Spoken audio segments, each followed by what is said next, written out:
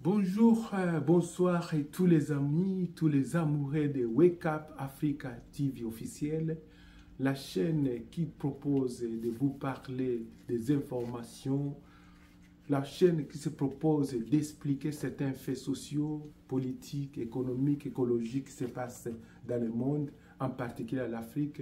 Nous nous appelons Wake Up Africa TV officielle, une chaîne de la diaspora africaine qui cherche à rallier tous les fils et les filles de l'Afrique en fait d'apporter notre paire de contributions au développement de l'Afrique. Et donc ici, celui qui parle, c'est votre frère Patient Baraka, à partir des États-Unis. Je viens parler sur le sujet des coups d'État en Afrique et notamment ce qui s'est passé au Niger. Et essayer d'apporter notre paire de contributions sur la connaissance, mais également le développement de l'Afrique. Et bien aimé, donc partout là où vous êtes, je vous supplie de vous abonner massivement. Si vous êtes de la diaspora, si vous êtes africain, quelqu'un qui aime le continent africain, je vous supplie de vous abonner massivement. Partagez cette vidéo, écrivez-nous, commentez pour que nous puissions savoir ce que vous pensez de notre chaîne. Mais je vous supplie de chercher Wake Up Africa TV officiel de Patient Baraka. Donc, parce qu'il y a des copies collées, mais la chaîne officielle, Wake Up Africa TV officielle. Merci beaucoup à toute la diaspora congolaise, ougandaise, burundaise, la diaspora d'Israël, la diaspora qui se trouve en Europe, en Amérique latine, la diaspora africaine. Cette chaîne est pour vous. J'entre dans le vif du sujet. Bien aimé, je viens vous parler aujourd'hui, partager un peu mon expertise, mon expérience en rapport avec ce qui se passe au Sahel, notamment avec les derniers coups d'État qui s'est passé au Niger, qui, en fait, c'est la goutte d'eau qui a fait déborder la vase. C'est ce qu'il faut l'appeler. Pendant tous ces temps, il y a eu des coups d'État au Mali, il y a eu un coup d'État au Burkina Faso, il y a eu un coup d'État en Guinée, mais les Occidentaux, ils ont joué bas profile, ils n'ont pas beaucoup parlé, mais avec ce qui s'est passé au Niger, on sent maintenant que les Occidentaux, notamment la France, se mobilisent pour faire même mise sur l'Afrique.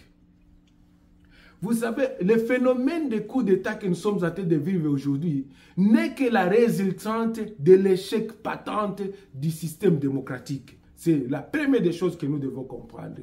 Donc la démocratie telle qu'on nous l'a imposée, du modèle occidental, tel qu'on nous l'a importé en Afrique, n'a pas réussi à relever les vrais défis des Africains. Donc si aujourd'hui il y a des coups d'État qui s'annoncent par-ci par-là, c'est parce que la démocratie a échoué. Et je veux que mes frères et mes sœurs occidentaux comprennent que ces modèles-là n'arrivent pas à relever les défis et à répondre de manière substantielle aux besoins cruciaux du peuple africain. Pendant plus de 60 ans que l'Afrique a connu ses indépendances, il y a d'autres pays qui ont connu les indépendances dans les années 50, comme la RD Congo, mon pays natal, c'est dans les années 60. Mais aujourd'hui, l'Afrique a du mal à décoller, que ce soit économiquement, que ce soit politiquement, que ce soit culturellement, que ce soit écologiquement. Pourquoi l'Afrique n'arrive pas à décoller? Je pense que ce sont là les questions substantielles que vous devez vous poser dans vos bureaux avant de parler des interventions militaires. Donc l'Afrique aujourd'hui, le pays comme le Niger se retrouve au bas de l'échelle. Pourquoi? Non seulement le système démocratique a échoué, mais aussi les élites au sommet de l'État ont échoué.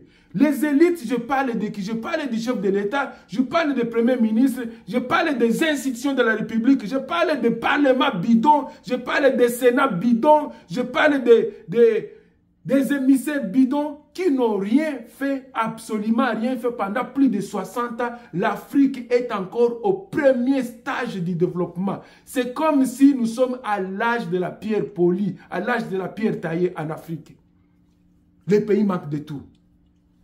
Et donc, il faut constater que non seulement la démocratie en tant que système politique a échoué, mais aussi il faut constater que les élites que vous avez mis à la tête de ces pays, ils ont échoué. Allez au Gabon, allez au Sénégal, allez au Mali, allez au Congo Brazzaville, allez au Congo Kinshasa, allez en Ouganda.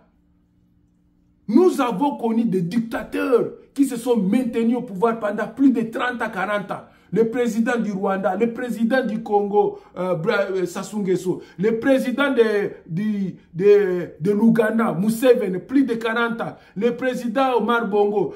Donc, voici que le système politique que vous nous aviez imposé n'a pas marché. Le modèle n'a pas marché. Nous avons des dictateurs qui se maintiennent au pouvoir et qui répondent aux dictats de leurs pères occidentaux sans pouvoir répondre de manière substantielle aux besoins cruciaux de leur peuple. Et c'est ça le problème. Quand on parle du Niger, il faut constater que le modèle de développement qui a été imposé au Niger a échoué. Le modèle qui est basé sur l'exploitation des ressources minérales, des ressources naturelles et les exporter de manière brute en France, en Grande-Bretagne, aux États-Unis, au Canada. Je m'en fiche si c'est quel pays. Pendant que le peuple, les locaux, la population locale est en train de moisir dans une misère noire. Et donc, s'il y a échec du développement, vous devez comprendre que vous devez porter la responsabilité également, vous en tant que les Occidentaux. Pourquoi? Parce que vous n'avez pas créé de structure pour essayer de transformer les minéraux de manière à ce qu'il y ait une valeur ajoutée locale. Afin que les peuples puissent se retrouver, afin qu'il y ait des emplois, afin qu'il y ait des infrastructures, afin qu'on crée des écoles, afin qu'on crée des hôpitaux, afin qu'on crée des routes, afin qu'on crée des marchés. Non, les minéraux, depuis que le Niger et le Niger, on pille. Et à la tête de piller la France. Et vous voulez dire quoi? Je m'excuse pour monsieur Macron. Le Niger n'est pas une province de la France. C'est ce qu'il faut comprendre. La RD Congo n'est pas une province de la France. C'est ce qu'il faut comprendre. Le Congo-Brazzaville n'est pas une province de la France. C'est ce qu'il faut comprendre. Les pays africains, ce sont des pays souverains et qui ont un peuple et qui doivent s'autodéterminer. Si un peuple décide à ce qu'il y ait un changement, ce n'est pas aux États-Unis, ce n'est pas à la France, ce n'est pas à la Russie à qui on doit demander des comptes, à qui on doit demander, je ne sais pas, la permission. Ce qu'il faut constater particulièrement au Niger, c'est que la France et les autres pays occidentaux sont en train de piller les ressources naturelles. Le Niger, c'est le plus, je pense qu'il est parmi les 10 grands producteurs mondiaux de l'uranium. L'uranium est en train de vider, les matières premières sont en train de sortir, mais le peuple ne se retrouve pas. Il n'y a pas un développement qui suit. Il n'y a pas une redistribution de revenus qui suit. Il n'y a pas une reconstruction du pays qui suit. Et donc, avec ce qui se passe, donc nous constatons qu'il y a l'échec également du développement. Et parce qu'on nous a apporté un modèle de développement qui est basé sur les aides au développement. Et donc la France, comme elle envoie ses 2 millions, 3 millions au Congo, 3 millions en Ouganda, 5 millions au Rwanda, 6 millions au Niger, alors elle va s'imposer comme si celui le maître du jeu. Non, monsieur Macron, ce n'est pas vrai. Vous n'êtes pas le maître du jeu. Parce que l'aide au développement n'a pas réussi à élever les défis des Africains. L'aide au développement, l'argent qui vient pour soutenir soi-disant les projets de développement, c'est l'argent qui est consommé par ces mêmes élites politiques qui les mettent dans leur poche. En fait, c'est l'argent qui leur permet d'épouser 2, 3, 4 femmes et d'envoyer leurs enfants aller étudier en France chez vous, de les envoyer aux États-Unis, au Canada et de ne rien faire pour leur peuple. Donc, c'est aussi un échec qu'il faut constater, que l'aide au développement n'a pas amené le développement en Afrique. Donc, si nous constatons que l'aide au développement n'a pas amené un développement en Afrique, il faut maintenant que les Africains eux-mêmes réfléchissent sur un modèle qui peut réellement créer un décollage de l'Afrique, un décollage économique de l'Afrique. Si aujourd'hui le Niger a connu ce coup d'État, c'est parce qu'il y a eu des problèmes récurrents avant ce coup d'État et qui n'ont pas été adressés, qui n'ont pas été résolus. Le premier problème du Niger, c'est le problème de la pauvreté. Ces pays-là, bien qu'indépendants, plus de 60 à 70 ans, n'a fait aucun progrès du point de vue économique. Vous avez une population de plus de 25 millions qui vivent dans la misère noire, dans une misère comme des esclaves dans leur propre pays. Et vous voulez que le peuple continue à regarder, continue à mourir comme ça? Il n'y a pas des écoles au Niger, il n'y a pas de routes, il n'y a pas des infrastructures. Au-dessus de là, il n'y a même pas des opportunités pour la jeunesse qui représente plus de 70% au Niger. 70% de la jeunesse, elle est abandonnée. Pendant que les Français sont en train de piller les ressources, des mineurs sont en train de partir dans des pays occidentaux et des pays asiatiques. Est-ce que c'est acceptable? Ce n'est pas acceptable. Et donc, comme on a défailli, les élites ont défailli à leur mission, les militaires se présentent comme une alternative crédible aux problèmes récurrents que connaissent ces pays-là. Notamment les problèmes de la pauvreté et du sous-développement, les problèmes d'insécurité récurrente. Et je vais ouvrir une parenthèse ici. Si le Sahel aujourd'hui est devenu, je vais dire, est devenu le terrain de prédilection des djihadistes, des islamistes, des terroristes et de tous les criminels et vendeurs de drogue qui sont venus de Yémen, qui sont venus de la Syrie, qui sont venus de l'Irak, qui sont venus de l'Afghanistan et se retrouvent là-bas. C'est parce que les Occidentaux avaient déstructuré, ils avaient détruit la Libye et la Libye était devenue comme un no man's land. Un état de non-état.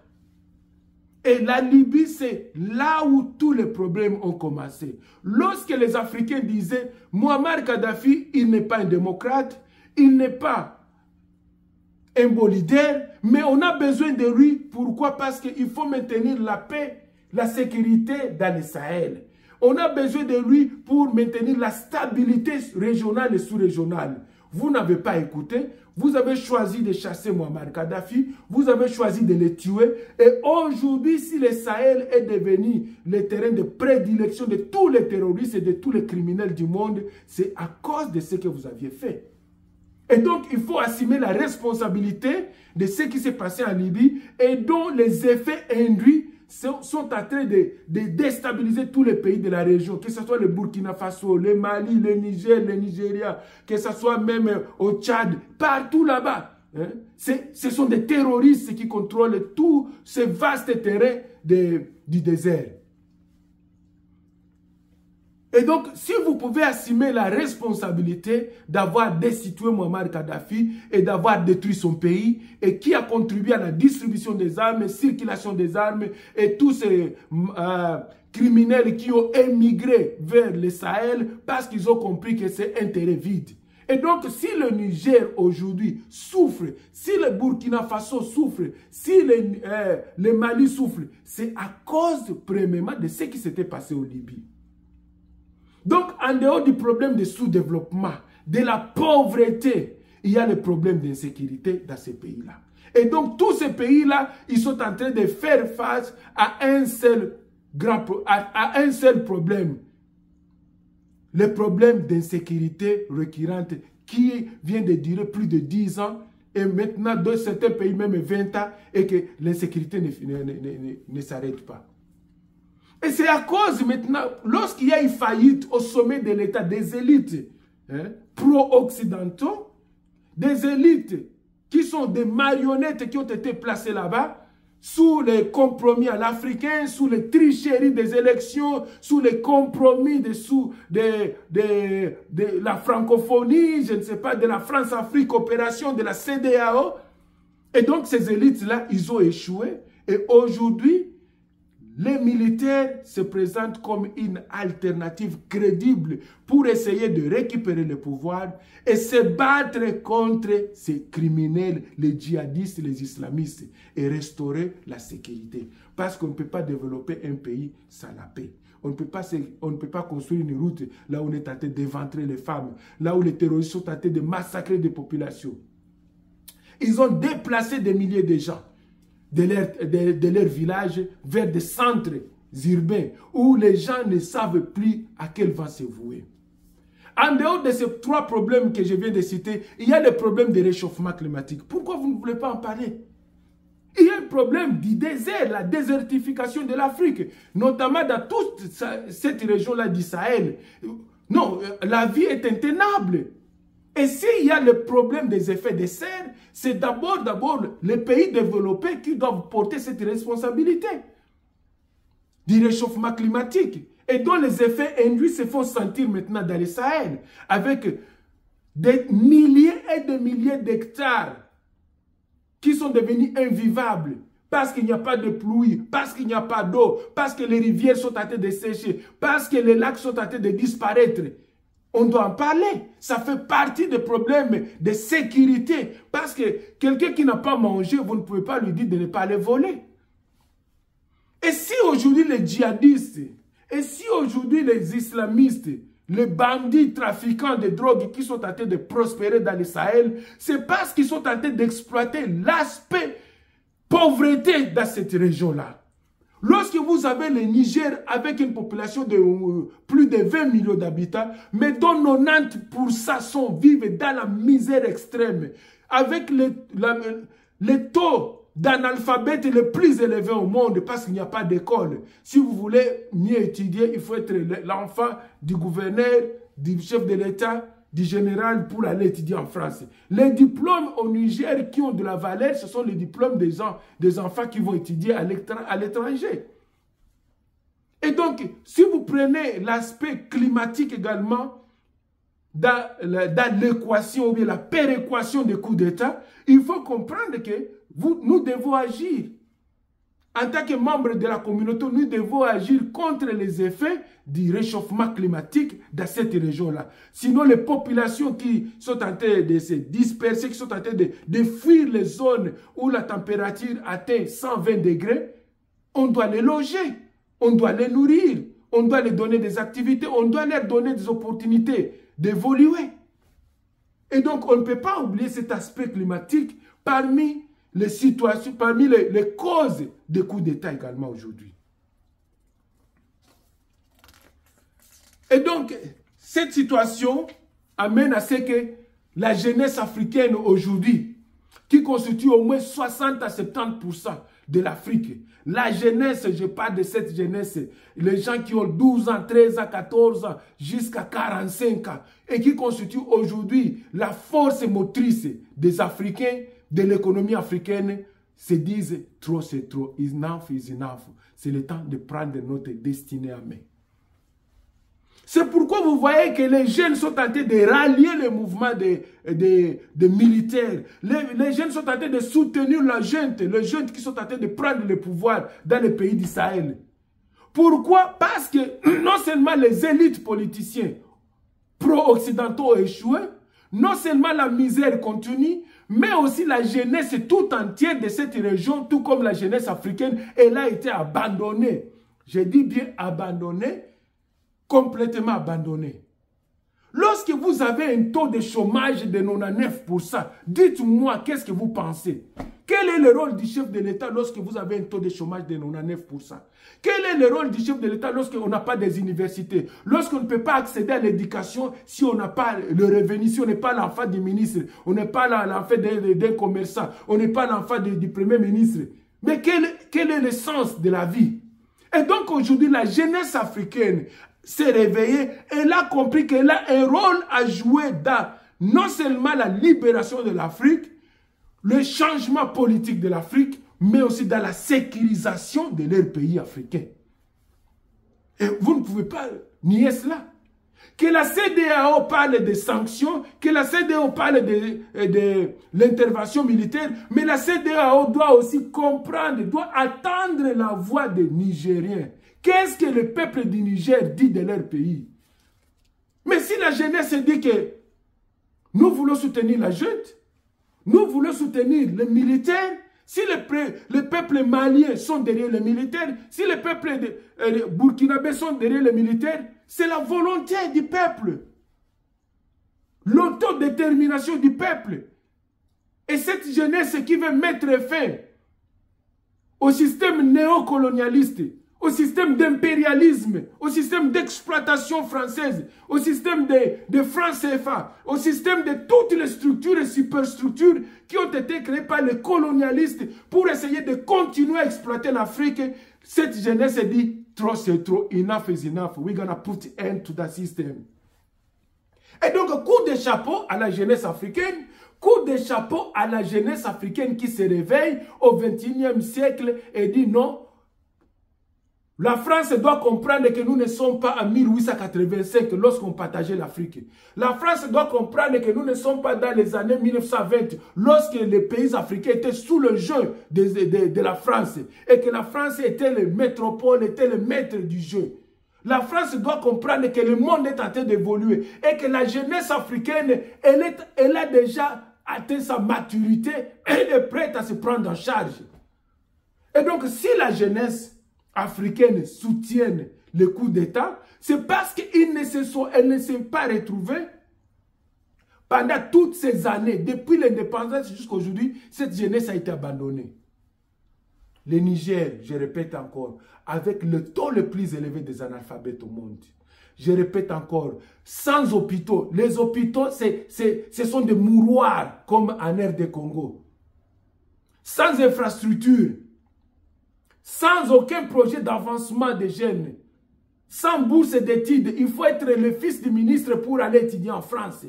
Et donc cette jeunesse s'est réveillée pour dire nous voulons prendre en main la destinée de notre pays. Et nous sommes prêts à soutenir les militaires parce que les militaires, ils ont compris que nous devons maintenant passer par un développement endogène. Il faut un développement local. Un développement local qui crée des opportunités pour tout le monde.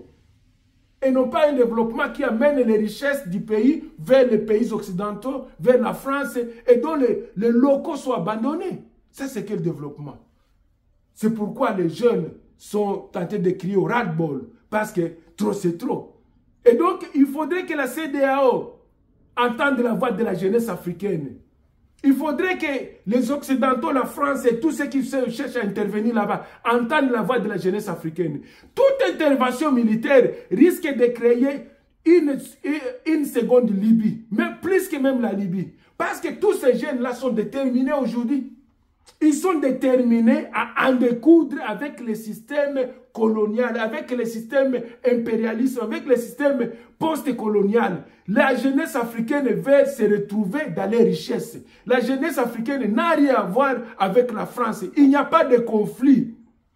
Elle veut seulement l'autodétermination.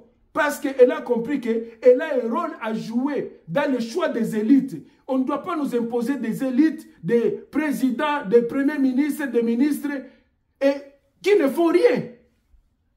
Allez en RD Congo. La RD Congo, ça fait 63 ans que nous avons reçu notre indépendance des Belges. Le 30 juin 1960.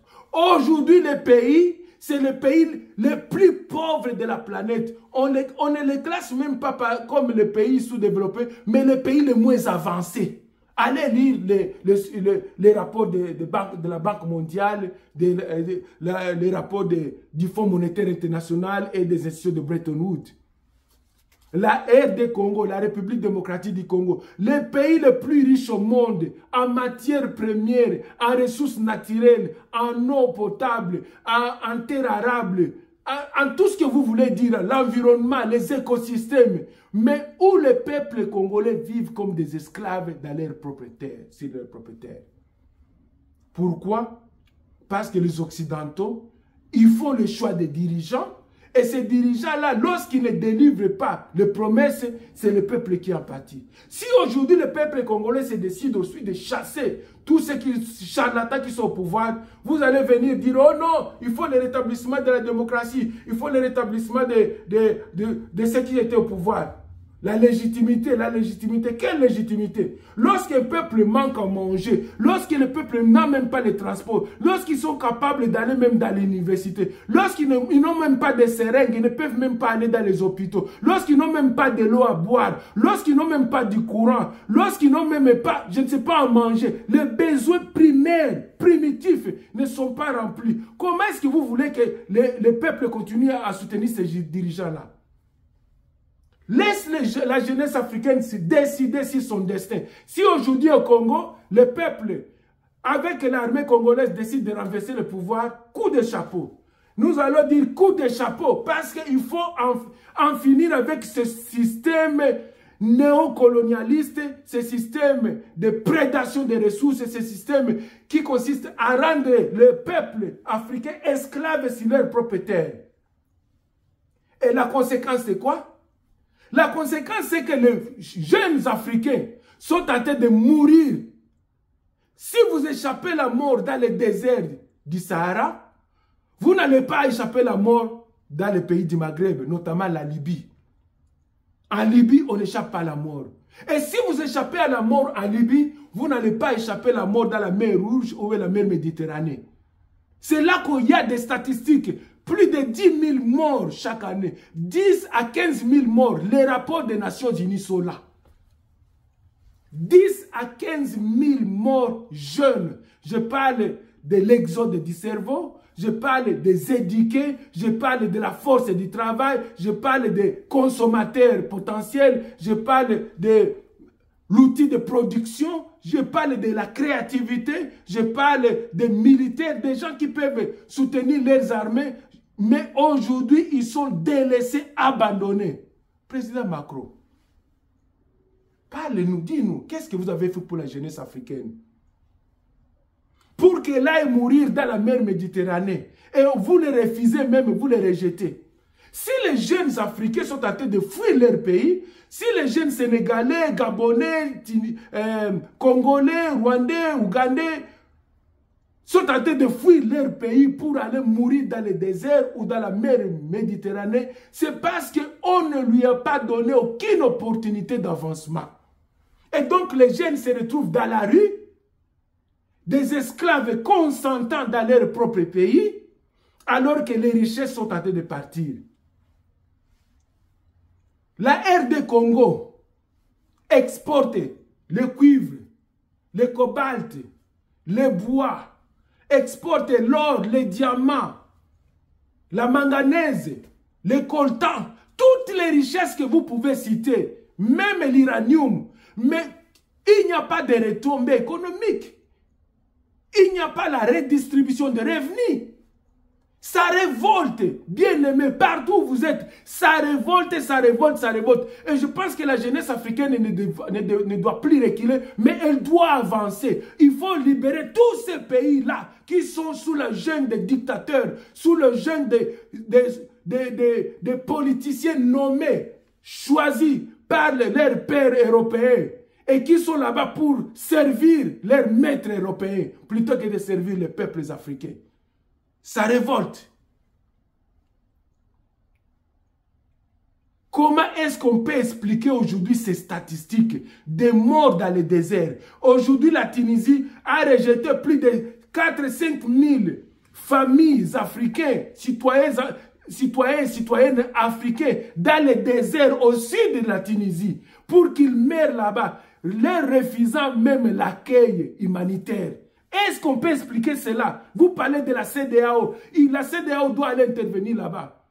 Vous parlez de l'Union africaine. L'Union africaine doit aller intervenir là-bas. Vous parlez de la ZELCAF, la zone de libre-échange économique africaine. Allez intervenir là-bas. Allez intervenir pour que l'on puisse sauver ces vies là-bas. Vous parlez de l'Union européenne et des droits de l'homme. Allez intervenir là-bas. Vous parlez de la protection des enfants et des femmes. Allez intervenir en Tunisie et en Libye, là où on est en train d'égorger les Noirs. On les jette dans les déserts comme ça, des êtres humains. Et vous voulez nous parler des organisations régionales, des organisations sous-régionales pour la paix, pour la sécurité, pour le développement. Quel développement? Quelle sécurité? Quand les peuples africains doivent être rejeté par un pays africain. Quand les peuples noirs doivent être traités comme des esclaves en Libye, on les égorge, on les tue, il y a des vidéos, il y a des preuves, on les met dans des prisons, on les torture. Et la communauté internationale ne fait qu'envoyer l'argent aux pays du Maghreb pour bloquer le passage aux citoyens africains. C'est cette même jeunesse qui vous dit aujourd'hui, nous voulons maintenant nous prendre en charge, nous ne voulons pas, nous refusons d'aller mourir dans les eaux, dans la mer Méditerranée. Nous refusons d'aller mourir dans les déserts du Sahara. Nous refusons d'aller mourir en traversant le continent sud-américain pour partir du Brésil jusqu'à la frontière américaine à pied. Plus de 4000 kilomètres. Mourir dans les bois, dans la forêt, dans les rivières. Nous préférons mourir dans notre propre pays. Nous préférons nous libérer et diriger nos pays ou mourir pour notre propre pays. Et donc ça, c'est l'option qui les reste. Pourquoi? Parce que si on aurait investi au Niger dans l'enseignement primaire et secondaire, universitaire, dans la formation professionnelle, dans des projets sociaux d'encadrement des femmes et des enfants, dans la construction des infrastructures, dans la création des emplois par la transformation des minerais et des ressources naturelles sur place avec une valeur ajoutée de la main-d'œuvre locale, en fait d'encadrer les jeunes, on ne serait pas arrivé à la situation d'aujourd'hui. Et je ne vois pas comment vous allez vous attaquer à la conséquence de non-action plutôt que de vous attaquer au problème. Pourquoi? Parce que les terroristes, ils ne font qu'exploiter la pauvreté. Les djihadistes, les vendeurs des illusions, qui sont en train de recruter ces jeunes-là, ils les recrutent, c'est parce que ces jeunes sont désœuvrés, sont abandonnés par les soi-disant vos présidents que vous avez placés aux têtes comme chef d'État aux têtes de nos pays. Ces présidents, ils s'occupent de qui? De leurs 3, 4, 5 femmes. Ils s'occupent de leur entourage. Ils s'occupent de leurs enfants. Ils ne s'occupent pas de ceux qui sont dans les villages. Ils ne s'occupent pas vous allez au Mali, vous quittez Bamako vers le village là-bas. Qui s'occupe de ces enfants-là, de ces jeunes-là, qui sont en train de vivre sous les réchauffements climatiques, où ils n'ont pas d'espace où ils peuvent même nourrir leur bétail. Ils ne peuvent plus nourrir leur bétail, ils doivent partir. Et les djihadistes viennent et leur proposent un modèle. Ils disent non, on te donne une arme, lorsqu'on va saisir des Occidentaux, on prend des otages, nous aurons l'argent. Voici le commerce que les djihadistes sont en train de vendre, leur discours, on aura d'argent. Et si tu meurs en combattant comme djihadiste, tu vas aller au ciel, on va te donner cette mythologie de cette vierge. On va te donner cette vierge. Et les jeunes s'engagent dans cette voie-là. Pourquoi? Parce qu'elle a été abandonnée dépourvue. Et donc, si on doit parler aujourd'hui des solutions aux problèmes du Niger, de la Burkina Faso, au problème du Mali, au problème de la Guinée et d'autres pays qui vont suivre avec le changement par le coup d'État, il faut prendre en compte toute la problématique sous-régionale et régionale, notamment l'insécurité grandissante et récurrente qui a été créée par le départ de Muammar Kadhafi, paix à son âme, la pauvreté qui est exploitée par les djihadistes et les terroristes qui nourrissent les gens des illusions, le manque d'opportunités des jeunes qui se comptent par millions. Lorsque vous prenez un pays comme la RD Congo avec 120 millions d'habitants, vous prenez, le jeune représente à peu près 80 millions d'habitants. Qu'est-ce que vous allez faire de... Cette jeunesse représente un volcan. Je vais dire un volcan qui va exploser, ou on peut dire une bombe nucléaire sur laquelle les peuples sont assis. Parce que si la jeunesse congolaise aujourd'hui, avec 80 millions, décide d'entrer dans le riz et de renverser les choses, qu'est-ce que vous allez dire? Non. Non, il faut comprendre cette dynamique de cette jeunesse qui est enseignée, qui est éduquée et qui comprennent aujourd'hui que on ne peut plus rester dans les structures de l'impérialisme. On ne peut pas rester dans les structures du néocolonialisme. On ne peut pas rester dans les structures de France-Afrique, de Russie-Afrique, de Chine-Afrique, des États-Unis-Afrique. Pourquoi? Pourquoi il n'y a pas Afrique ici, mais il n'y a que Afrique? Non. Nous voulons voir dans le sens contraire. Il faut que les Africains s'affranchissent. Comme a dit le président militaire de Burkina Faso, nous ne devons pas aller en Russie pour commander les céréales. Nous voulons des présidents qui sont capables de dire non, nous n'avons pas besoin de votre céréales. Nous pouvons produire les céréales chez nous si nous avons les moyens. C'est fini. Si nous avons la sécurité, si nous avons l'encadrement des jeunes, nous pouvons produire les céréales. Comme les pays comme la RD Congo avec 2 345 000 km², dont plus de 90% de la terre arable. C'est un continent qui devait, c'est tout un continent qui devait nourrir le monde entier. Mais aujourd'hui, la RD Congo, nous avons plus de 30 millions d'enfants qui sont mal nourris et qui sont, ça ce sont les rapports de l'UNICEF. On parle de 30 à 36 millions d'enfants qui sont mal nourris et qui sont à risque de mourir à cause de la malnutrition, la famine. Alors que le pays est en soi 90% arable. On peut cultiver, on peut exploiter et on peut nourrir même le monde entier. Voici les contradictions. Et donc, si vous comprenez ma problématique sort du fait qu'il y a eu échec de la démocratie à l'africaine, il y a eu échec des élites au sommet de l'État, et donc ces élites qui sont nommées, qui sont choisies, qui sont appointées par les Occidentaux, par la France, et pour protéger le précaré français, elles ont échoué, et donc aujourd'hui la jeunesse veut que nous puissions rompre avec le paradigme. Rompre avec le paradigme, il faut une nouvelle jeunesse qui comprenne qu'elle doit prendre sa destinée à main. Et donc, produire le développement. Aujourd'hui, les militaires en Afrique, en RD Congo, au Rwanda, là où le président rwandais s'est donné lui-même un mandat jusqu'à 1937. De 94 à 37, combien d'années? Sans élection. Le président ougandais, il est au pouvoir, ça fait plus de 40 ans. Le président Sassou Nguesso, il est au pouvoir depuis quand? Plus de 35 ans. Omar Bongo. Et tous ces autres-là, ces dictateurs qui sont au pouvoir.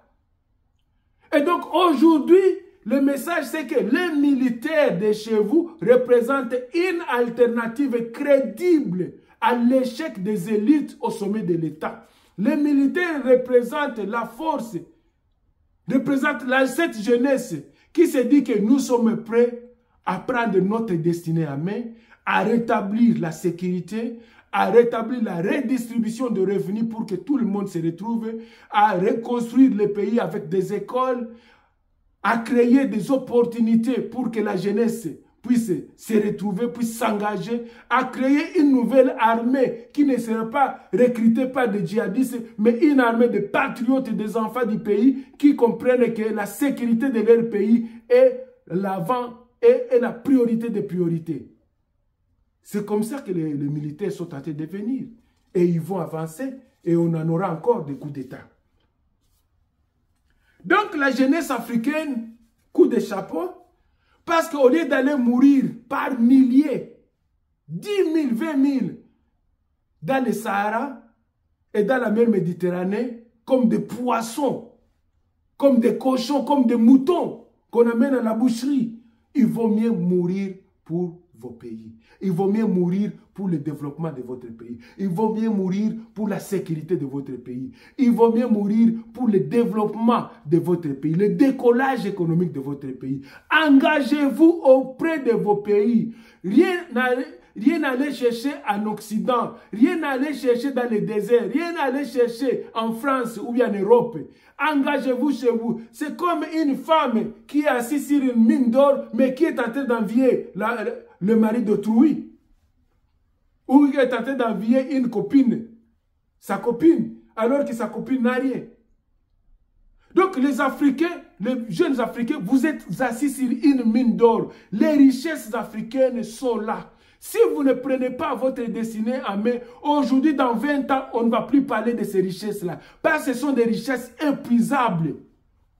Ce sont des richesses épuisables. Au Congo, aujourd'hui, si vous voyagez en avion, vous verrez des trous et des trous, des trous et des trous. Les Chinois ont volé, ils ont pillé, ils ont creusé. Les Japonais ont pillé, les Américains ont pillé, les Canadiens sont en train de piller, tout le monde est en train de piller. Et donc, vous voyez que même l'environnement, on a tout détruit. On s'en fout. Et il y a celui qui s'appelle le chef de l'État. Lui, qu'on lui roule seulement les tapis, qu'il prenne sa bière, qu'il sort avec sa femme, qu'on l'appelle excellence. Vous êtes excellence en quoi, monsieur? Quand vous avez des peuples qui sont en train de mourir. Vous êtes excellence en quoi, monsieur? Quand vous êtes incapable de construire même une simple autoroute. Vous êtes excellence en quoi quand vous êtes incapable de donner même de l'eau potable à votre population. 120 millions d'habitants qui sont sous les jeunes parce qu'ils ne peuvent pas avoir de l'eau potable. Vous êtes excellence en quoi quand il n'y a pas d'électricité. Nous avons le barrage d'Inga qui peut même alimenter toute l'Afrique selon les rapports des experts et qui peut exporter même l'électricité en Europe, mais dont les Congolais eux-mêmes n'ont même pas du courant. Ils vivent au délestage, on appelle ça au taux du jour.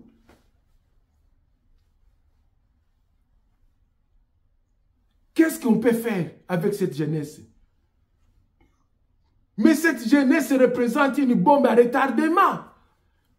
La jeunesse africaine représente une bombe à retardement. Si vous ne voulez pas investir dans le développement, si vous ne voulez pas créer des structures d'avancement pour cette jeunesse, des structures de production pour cette jeunesse va se prendre en charge. Parce que c'est cette jeunesse qui est dans l'armée, c'est cette jeunesse qui est dans la sécurité, c'est cette jeunesse qui connaît vos mouvements. Il faut encadrer la jeunesse aujourd'hui. Plus de 80% de la population africaine aujourd'hui, c'est la jeunesse qui se recherche. Je préfère mourir sur la terre de mes ancêtres, l'Afrique, que de mourir dans la mer Méditerranée ou de mourir dans les déserts des États-Unis en train de traverser du Brésil jusqu'aux États-Unis à la frontière américaine en train de chercher seulement la vie. Une petite opportunité. Pourquoi? Et donc, aujourd'hui, les Occidentaux et la CEDEAO doivent comprendre que les choses sont en train de bouger et que la menace des armes ne va pas changer la donne. Les Africains sont décidés. La CEDEAO, finalement, vous avez perdu votre crédibilité parce que vous apparaissez comme maintenant une structure de néocolonialisme, une structure des impérialistes, à la solde des impérialistes, notamment des Français, pour essayer d'imposer votre point de vue dans des pays africains. Les pays africains sont souverains et il faut respecter la souveraineté de chaque pays. Il faut laisser la détermination de chaque peuple. Il faut comprendre que les peuples africains ne sont plus des esclaves consentants, mais ils sont libres de se choisir ses dirigeants. Les menaces des sanctions, depuis que les sanctions ont réussi au monde, on a imposé les sanctions à la Syrie, on a imposé les sanctions à l'Iran, on a imposé les sanctions à la Corée du Nord, on a imposé les sanctions, les régimes de sanctions n'ont jamais réussi. Partout au monde, on le sait.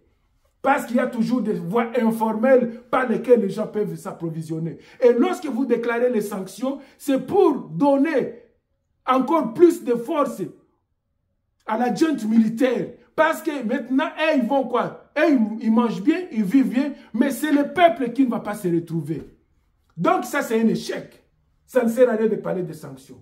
Lorsque vous parlez des interventions militaires, prenez en compte d'abord les conséquences de ce que les Occidentaux, la France en tête et les États-Unis ont fait en Libye. Aujourd'hui, si les Libyens sont dans la rue, s'il n'y a pas de sécurité en Libye, si aujourd'hui la Libye est devenue est devenu le terminus de tous les criminels, les djihadistes et les bandits de grands chemins qui massacrent, qui tuent.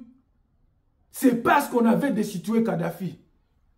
Et vous devez assumer cette responsabilité-là. Si vous allez avec les armes dans les pays qui se sont libérés comme le Mali, le Burkina Faso, la Guinée, le Niger, vous risquez de créer une déstabilisation qui va aller du nord jusqu'au sud. Je parle de la Tunisie, je parle du Maroc, je parle de l'Égypte, jusqu'en Afrique du Sud. Parce que cette jeunesse ne va pas se laisser faire. Le problème, c'est de répondre aux desiderata de la population, les attentes des peuples africains. On ne vous demande pas de fusées, on ne vous demande pas de fusées, on ne vous demande pas de chemins de fer dans les océans. On vous demande la route, on vous demande des écoles, on vous demande des projets sociaux, on vous demande des marchés, on vous demande des pharmacies, on vous demande la transformation des produits miniers, de manière locale pour que les peuples puissent se retrouver avec de bons salaires, avec du travail. On vous demande la sécurité et les peuples eux-mêmes vont se prendre en charge. Les jeunes eux-mêmes vont sécuriser leur peuple, ils vont sécuriser leur territoire dès lors qu'ils ont un revenu, dès lors qu'ils ont un moyen de survie. Pourquoi ne pas comprendre? Pourquoi parler des armes? Donc la leçon de la Libye n'a pas... C'est que vous n'avez pas tiré la leçon de ce qui s'est passé en Libye. Parce que si vous déstabilisez le Mali, vous aurez une autre Libye. Vous déstabilisez le Niger, vous aurez une autre Libye. Vous déstabilisez le Burkina Faso, une autre Libye. Vous risquez de créer une déstabilisation régionale et sous-régionale et dont l'Europe et les Occidentaux ne vont pas accepter. Pourquoi? Tous les surplus de tous ceux qui vont fuir leur pays, tous les émigrés qui vont fuir, tous les retombées des mouvements de réfugiés, ils vont aller dans les pays occidentaux. Président Macron, si vous déstabilisez le pays du Sahel aujourd'hui avec une intervention militaire, attendez-vous que vous aurez plus de 50 millions de jeunes Africains qui vont franchir, qui vont fuir l'insécurité et qui viendront vers votre porte en Europe. Une autre façon de combattre l'immigration clandestine, c'est de créer ces structures dont je parle dans le pays même, pour que les jeunes n'aient pas besoin de traverser le désert, n'aient pas besoin de traverser la mer Méditerranée, ce que j'appelle la mort cimetière, la mer cimetière, ce cimetière de mer, pour aller se faire noyer. Et donc, si vous déstabilisez ce pays-là, attendez-vous à plus d'au moins 100 millions de jeunes qui viendront chercher l'asile chez vous. Et ne dites pas que vous ne saviez pas.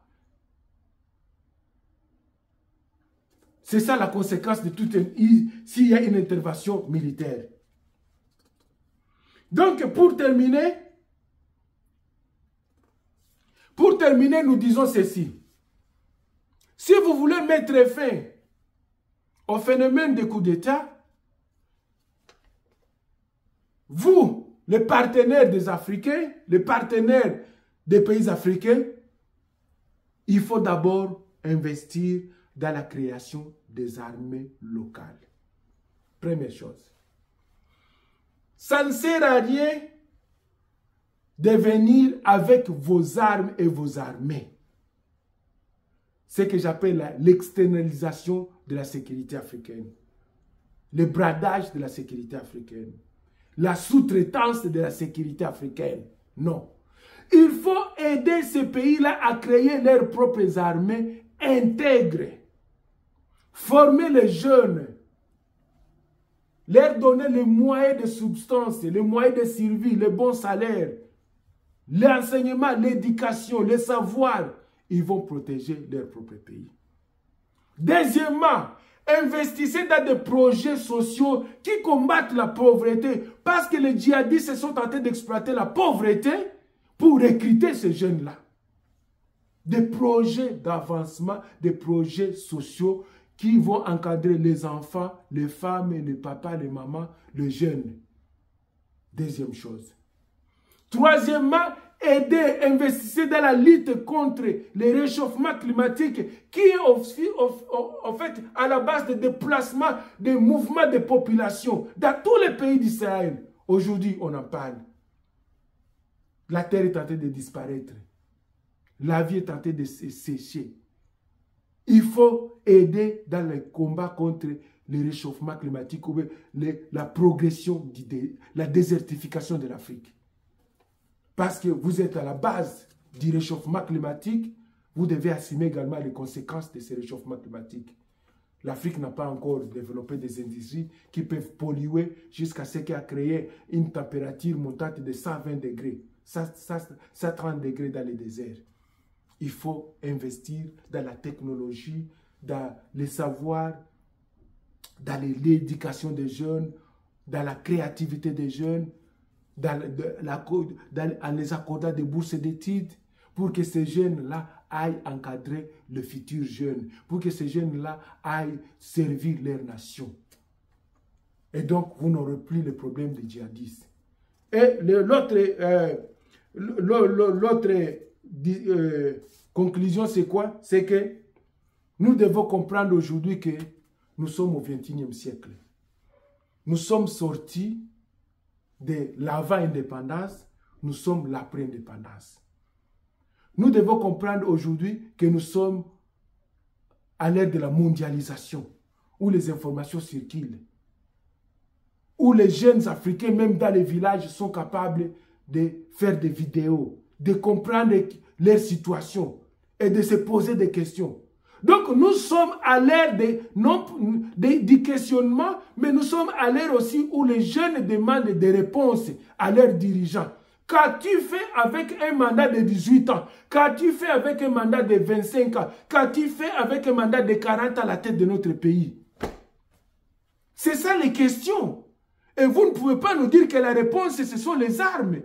La réponse, c'est amener l'armée américaine. La réponse, c'est amener l'armée française. La réponse, c'est amener l'armée des Allemands, l'armée italienne. Non! La réponse, c'est la réponse endogène.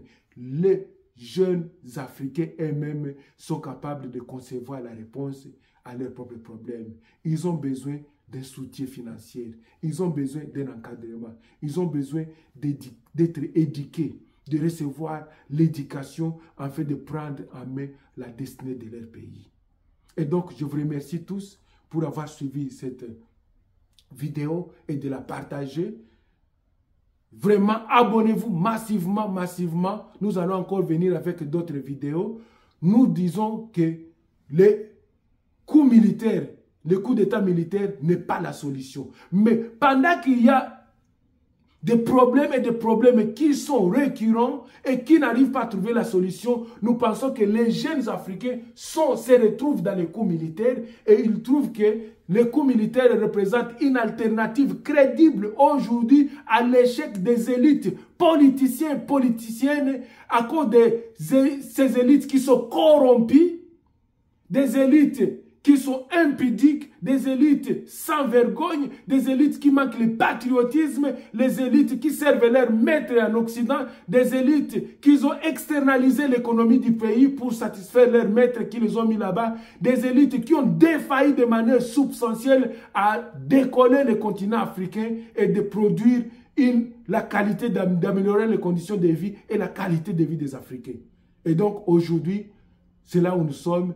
Et nous pensons que vous allez partager cette vidéo, vous allez liker notre chaîne et à la prochaine, je vais parler encore d'autres sujets, notamment le réchauffement climatique, le rôle de la femme, le rôle de la jeunesse africaine, le développement économique et beaucoup d'autres sujets que nous parlons sur notre chaîne Wake Up Afrique.